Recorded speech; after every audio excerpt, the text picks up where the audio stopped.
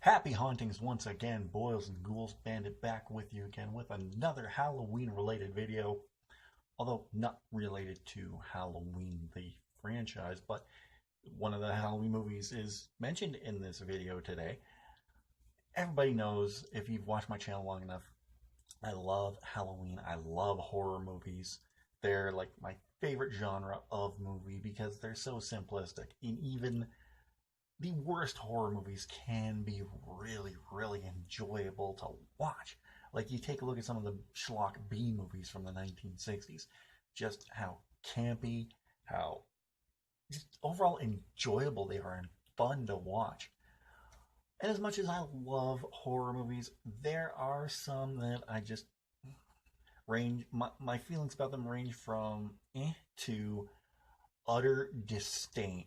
And we are going to talk about those movies today as I count down the top 5, I don't want to say worst, but top 5 horror movies that I just cannot get into, that I don't like, and overall just So let's kick it off with number 5 on the list.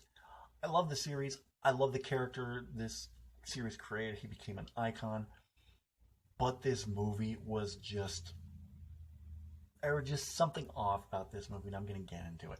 Coming in at number 5, Freddy's Dead, The Final Nightmare.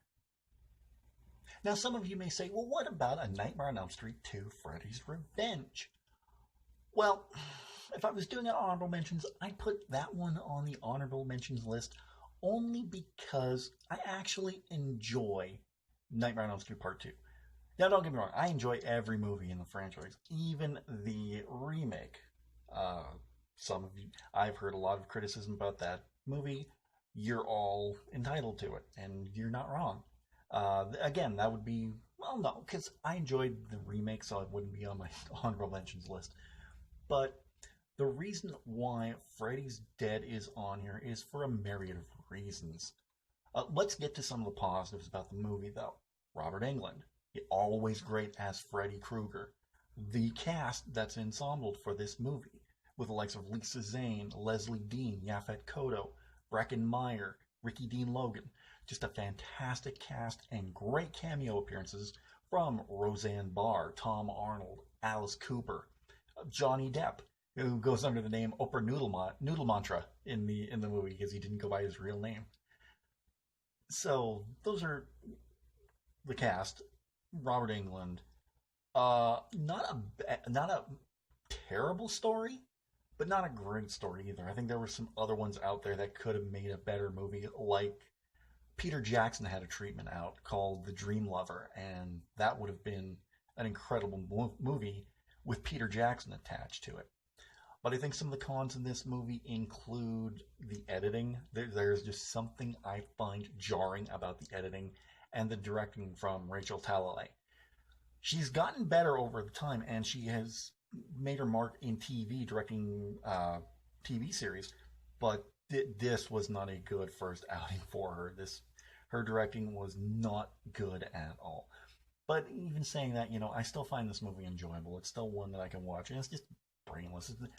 When the worst thing Freddy Krueger does in a movie is throw somebody down a flight of stairs, you know that dog's lost his bite. I'm so glad Wes Craven came back in 1994 to do New Nightmare, even though I've heard it was a box office flop, which is hard to believe because it was a great movie. That is definitely on my list of all-time favorite horror movies. But we're not talking about my all-time favorite horror movies today. Maybe we'll get into that another time, maybe next year. So yeah, Freddy's Dead Final Nightmare, don't hate it, but I don't recommend it. Coming in at number 4 is a more recent movie for a franchise. Speaking of Wes Craven, now, I love Wes Craven, may he rest in peace, and he made a fantastic movie with the first Scream. But somewhere along the way, something happened with the Scream franchise, and it just lost something. It just felt repetitive. And you could feel that in the 4th and final outing of the Scream franchise. Coming in, coincidentally enough, at number 4, Scream 4.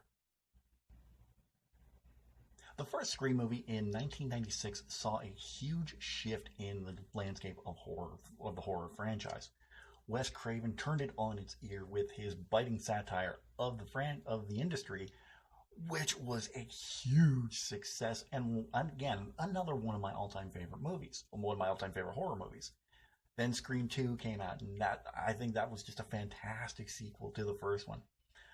Scream 3 came out sometime after that in 1999. Now, again, this is one that I rate very low on the barometer. If I was doing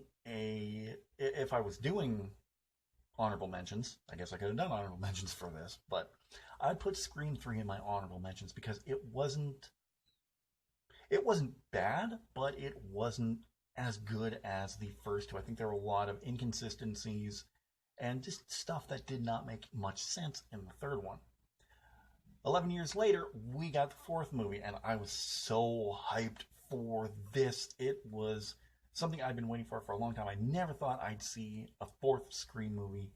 I knew that the Scream TV series was on the way. Maybe we'll talk about that at a different time. But when I heard that Scream 4 was coming out, I had to see it. Got it the first day it came out on DVD, and I don't want to say I regretted it, but there was just something about it. It felt like old hat. It was too predictable. I thought the cast was really good with some exceptions. I thought Eric Knudsen was a great choice for the Randy-like character in the movie. Great to see Neve Campbell, David Arquette, and Courtney Cox return, even though David Arquette and Courtney Cox were going through their divorce at that time. I think, who else on the cast? There's that one girl, I can never pronounce her name, from Heroes, the blonde girl. I thought she was really good as the horror-obsessed friend. Then you had Emma Roberts. Something about her just did not stick with me, and I just couldn't buy into her. I thought the outcome was way too predictable. When I was watching it, I was saying to myself, okay, that person's killer along with that person. I was half right when I got the main killer correct, but I did very much enjoy the ending though. That was fun. Because they fake you out so many times. That's another thing I didn't like about the movie. They fake you out so many times with the ending, and it just goes, come on, let's get through with it. But when you got to the final ending, I thought it was really good. So, yeah, Scream 4, they've done better, but yeah. Coming in at number 3, now we've talked about the Halloween franchise before. I've only watched a few movies in the franchise. Haven't seen, I think you know which ones I haven't seen, but of the ones I've seen, love them all. Love them all. Except for this one. Coming in at number 3, Halloween Resurrection. Okay, now we're getting into the movies that I really did not care for. Ugh. Halloween Resurrection came out after Halloween H2O, which I thought was a brilliant movie. Halloween H2O was just so much fun and had so much to it that I just absolutely loved it. Had the return of Laurie Strode, played by Jamie Lee Curtis. Had a great cast attached to it. Young cast, too. And you had LL Cool J, so how can you go wrong with that? So then they had the perfect ending for it, too. Okay, spoiler warnings from here on out for this entry. At the end of Halloween H2O, Laurie Strode picks up an axe or a machete. I've only seen Halloween H2O once since buying it. But she picks up an axe or a machete and chops off Michael's head. Jason. Getting ahead of myself. Cuts off Michael Myers' head. Done. Over with. It's over. It's done. And then they make Halloween Resurrection. With the weak excuse that Michael Myers switched places with a paramedic, crushing his windpipe so he couldn't speak. Laurie Strode goes into an insane asylum afterwards because, oh my god, I killed somebody that I didn't mean to. And then the rest of the movie is just garbage, honestly and truthfully. Oh my god! I will say that Busta Rhymes is very entertaining in this movie.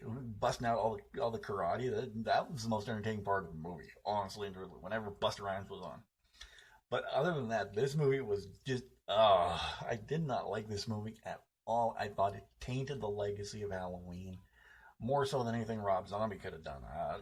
In compared to Rob Zombie's Halloween. That movie was a gem. This movie was a turd, honestly and truthfully. Did not like it. If I'm doing a Halloween marathon, yeah, I'll watch it again, maybe. Because I'm not that kind of person. Oh, if I hate a movie, I'll never watch it again. I'll watch it. Maybe there's something I'll pick up from it that I didn't pick up before. Maybe, oh, okay. Because I do that with Nightmare on Elm Street Part 2. Not one of my favorites, but I catch something new every time, and I find myself enjoying it more and more every time I watch it, which is why it didn't make the list. But yeah, Halloween Resurrection, mm-mm. I hope, in that sense, I'm kind of glad that they just totally retconned everything for Halloween 2018. Coming in at number two, I had high expectations for this movie because I absolutely loved the original seven Saw movies. Some more than others, honestly, truthfully, again, if we were doing honorable mentions, Saw 4 probably would have made it onto the honorable mentions list. But I was waiting for this movie. I was waiting, and I watched it, and oh my god, this movie is an unmitigated piece of garbage. Coming in at number two, Jigsaw. Oh, where do I start with Jigsaw?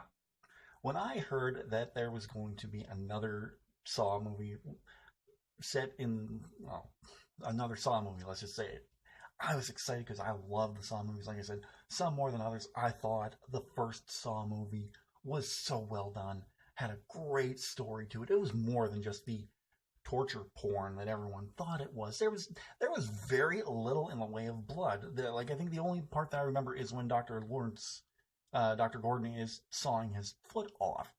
That's the only thing that I remember from it. But it did kind of get a little overboard as the sequels progressed. I think the height of the torture porn type deal was probably the final chapter, Saw 3D. Again, not one of my favorites. Maybe I should have done an honorable mention list for this because that one would have made my honorable mention list too. But then I heard Jigsaw was coming out. It was originally titled Saw Legacy and then renamed Jigsaw. I couldn't wait. I was wondering, ooh, how are they going to do this? I was watching. Okay, this seems to be set in modern day, so it's like now. So yeah, John Kramer won't show up. John Kramer shows up. What the duck? What is going on here? From that point on, I was so confused that it took me right out of the movie. I was like, okay, I'm confused. I'm angry. I don't know what's going on. This movie sucks. And yeah, I still hold that opinion that Jigsaw absolutely sucks. We could have done without it. We could have left it with these seven movies. I would have been satisfied. And then they could go and do this. And I don't know. Maybe I'm just being too hot-headed. Maybe I'm just being too outgoing, saying that I think this movie took an entire dump on everything that James Wan and Lee Winnell put forward with the first Saw movie. Like, that's my opinion. If you have a different opinion, I'd love to hear it. I welcome all opinions. You're not wrong with your opinions. I've said this before on my channel. Opinions are opinions. They're not wrong. But I absolutely did not like Jigsaw, and I don't think that it's one that I'll watch again. I've been debating buying it because I am a completionist when it comes to movies. Looking at my collection right now, because how I film this on my cupboard, on my cabinet with all my DVDs. And, right now in my collection, I'm missing Jason Goes to Hell, The Final Friday, and Friday the 13th, the remake. For my Friday the 13th collection, I'm missing Army of Darkness and the Evil Dead remake. I'm missing a whole bunch of Halloween movies. I have every Nightmare on Elm Street movie. I'm missing the first Purge from my Purge collection. And I have every Saw movie. I have every Scream movie. I only have 3 Texas Chainsaw Massacre movies. Wow, there's something wrong with me. But I'm a completionist. What can I say? There's a gaping hole in my Purge collection that I need to fill with the first Purge. There's a massive hole in my Halloween collection that I need to fill. Even if those movies suck, I need to fill that gap. So I don't know if I'll ever get Jigsaw. It's got a question mark over it if I'll ever get it to be a completionist, but I absolutely did not like it. Now we've reached the horror movie that I cannot stand. I have gone on record time and time again after watching this movie. I've only watched it once. If I'm doing a watch through of the entire franchise of Friday the 13th, again, I might watch it because, when I do a complete watch through of the Nightmare on Elm Street movies, I watch 2. I watch Freddy's Dead because 2 is enjoyable. Freddy's Dead is just there. We talked about this. But this one, I would not watch this one on a dare. This movie was terrible and only had one good scene in it. And I hate saying that because I absolutely love Kane Hodder. I really do. But this movie was just pure, unadulterated garbage. Friday the 13th, Part 8, Jason Takes Manhattan. So I could probably end the video right now with what I just said in the last segment, but let's expand on that. I've heard for a long time that Friday the 13th Part 8 was probably the worst movie in the franchise. And that's not a legacy you want. And that's exactly how I felt about this movie. It was just, oh my god. For a movie that's called Jason Takes Manhattan, Jason Takes Manhattan, they sure don't spend a lot of time in New York. Like, I think they only spend like the last 20 minutes in it. Whereas most of the times, it should be Friday the 13th Part 8, Jason underwater. Because he's being dragged along by this yacht or boat or whatever, killing these uninteresting characters. One's like a rocker, and you have Kelly Hu in there. Yeah, Kelly Hu, go figure. And you have Kelly Hu in there as a girl who likes to ski the Alps. And just this weird teacher, and like I said, there is one cool moment in the movie. I don't think anyone who has seen this movie will disagree with me on this one. It's the fight on top of the building when Jason just punches somebody's head clean off his shoulders. That is some awesome stuff right there. I love that part. The only part of the movie that I love, because I hated everything else. It was just, like I said, it's just unmitigated garbage, and normally I like that, but no.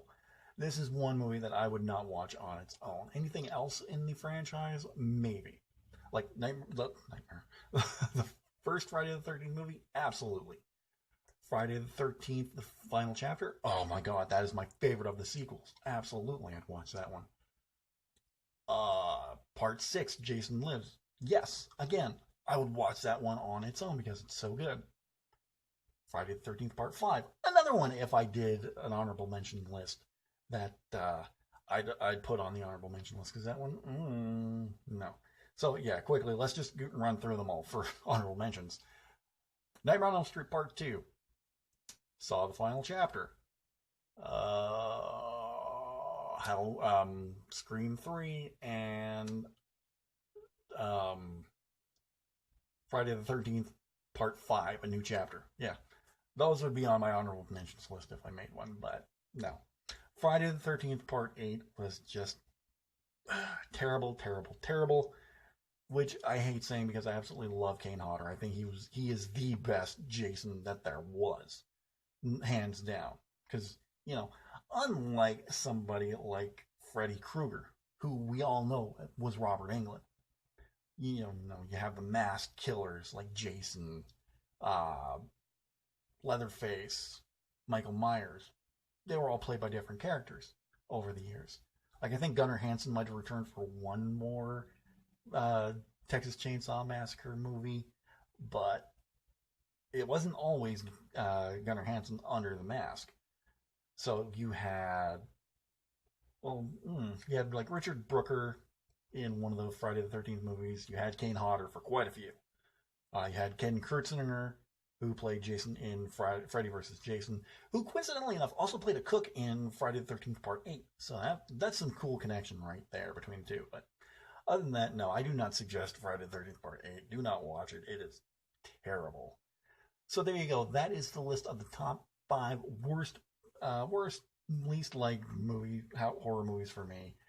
I hope you enjoyed this video. If you did, don't forget to hit that like button. Let me know in the comments section down below what your opinions of all these movies. What are some of your least favorite horror movies? Let me know in the comments section down below. In the description, you're going to see a link to my Redbubble store. I finally found one of my stickers for the Redbubble store. Yay! You can get all your Irish Bandit merchandise in that link below. We have t-shirts, we have leggings, we have ladies racerbacks, we have coffee mugs, travel mugs, stickers, cases for iPhone, iPad, and Samsung, and a whole lot more. So go have a check, and anything you purchase, I get a little bit of the profit from that, but that goes to make this a better channel. If you're new here, don't forget to hit that subscribe button, and if you're already subscribed, tap that bell, and you'll be notified whenever a new video comes up. Some more great videos are on the way as I'm looking at the future of the Nightmare on Elm Street franchise and basically what Elm Street means to me. So, I'll talk to you again very, very soon.